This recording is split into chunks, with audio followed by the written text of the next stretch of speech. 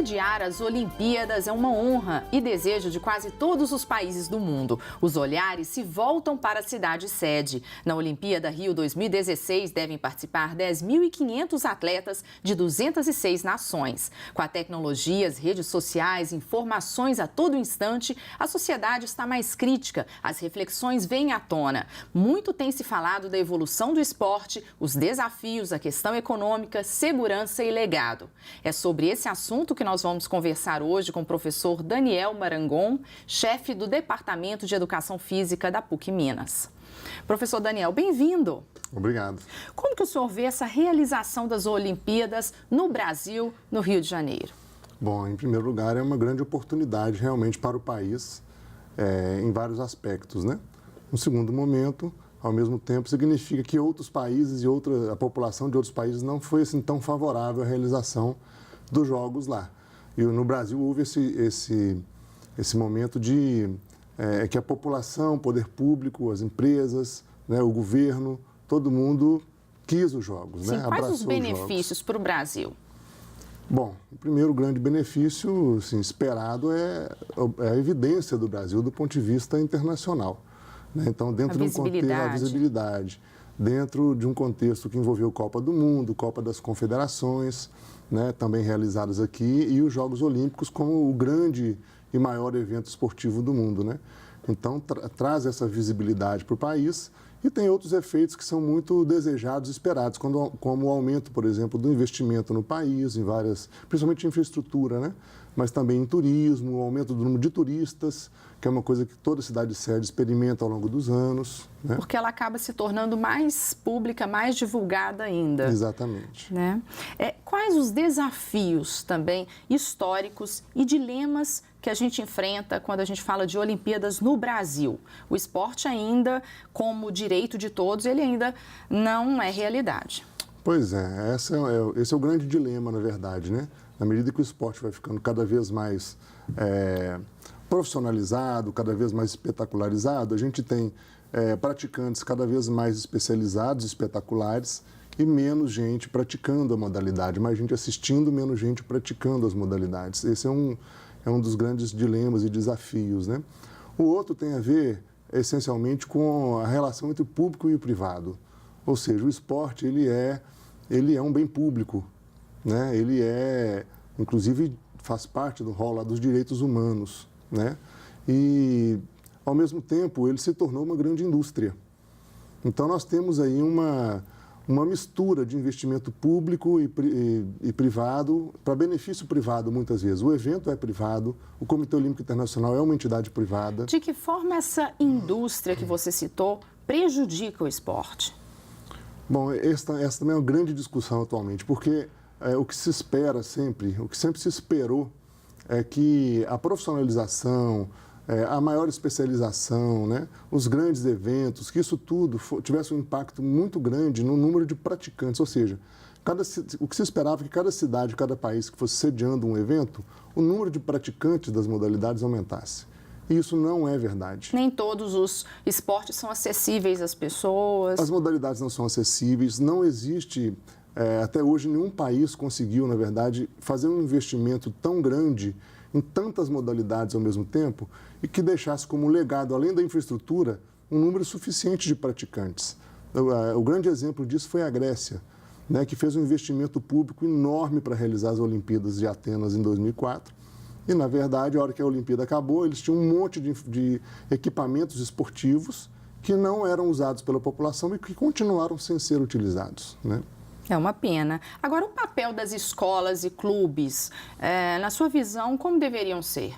Como deveria ser esse papel? Bom, essa é uma particularidade bem brasileira, né? Ou seja, como a gente nunca teve de verdade políticas públicas para o desenvolvimento do esporte, ele foi se desenvolvendo livremente na sociedade sem um fio condutor.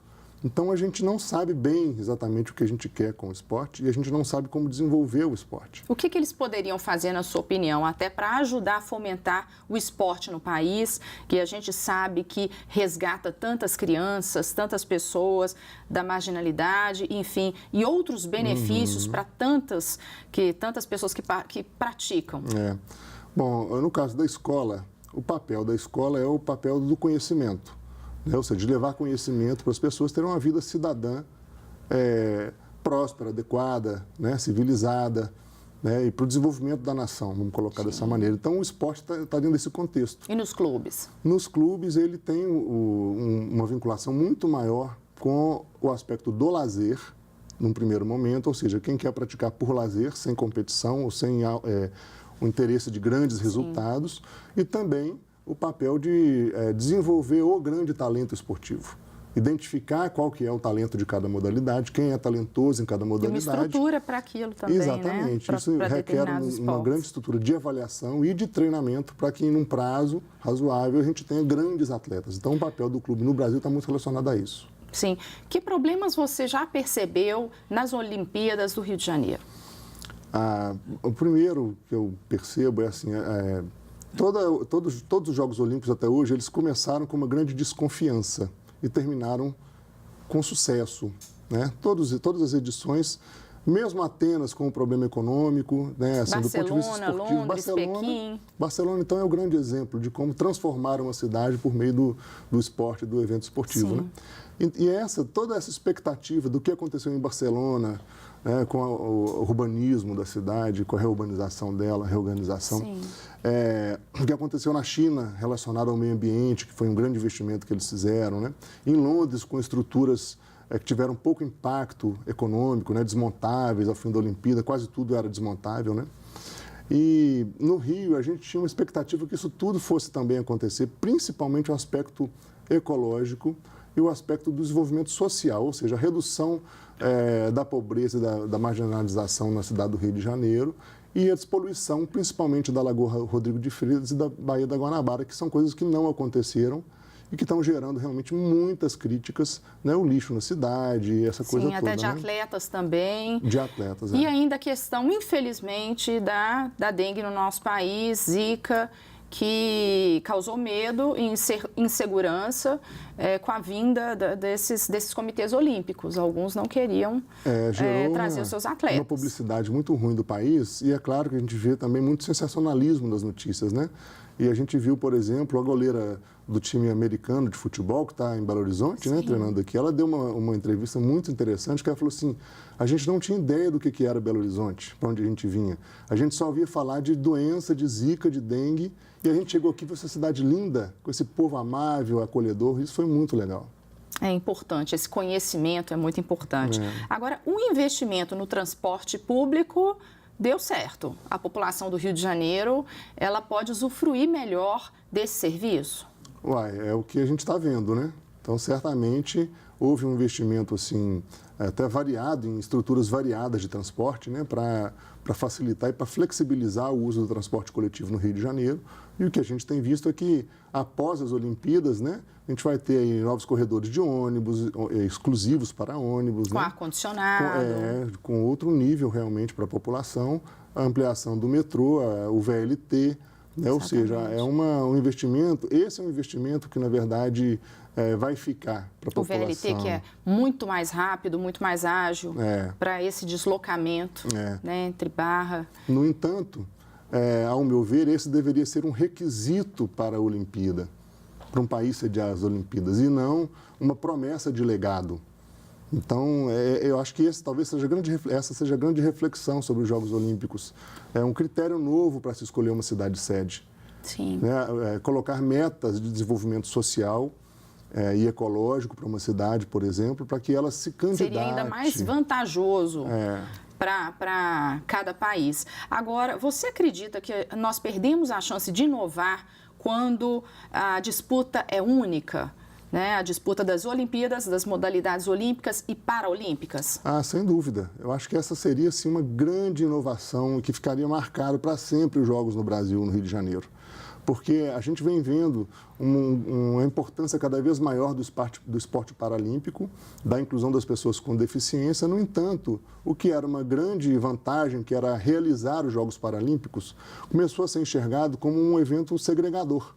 Ou seja, você tem um grande evento para pessoas que não são deficientes e a hora que as luzes se apagam, que todo mundo vai embora, começam os jogos das pessoas com deficiência. Ou seja, inclui, mas segrega. E a grande inovação seria a gente ter grandes atletas não deficientes e deficientes ao mesmo tempo, na mesma piscina, no mesmo campo, né, intercalando as competições, seria muito inovador. Agora, em contrapartida, a gente tem um exemplo nessa Olimpíada que é o time, né, o grupo dos refugiados contemplados. Eu gostaria que você falasse sobre isso. Pois é, o esporte ele continua, ele tem o potencial de surpreender, de incluir e de trazer o benefício para as pessoas muito grande. A gente já viu, por exemplo, jogos sendo realizados em países que estavam em guerra, por exemplo, e a guerra parou para acontecer o jogo.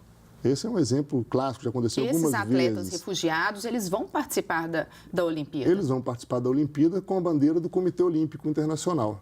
Isso aconteceu uma vez, assim, parecido, quando a União Soviética se desintegrou e os países ainda não estavam oficialmente constituídos adequadamente e eles participaram com uma bandeira de uma comunidade internacional, vamos colocar assim. E agora, sim, mostra uma união, né? Que é o papel do esporte. Na verdade, que Pierre de Coubertin, que foi o idealizador do movimento olímpico, o que ele queria era exatamente que o esporte servisse para integrar os povos e para reduzir a tensão entre os povos. E, na verdade, ele conseguiu em parte.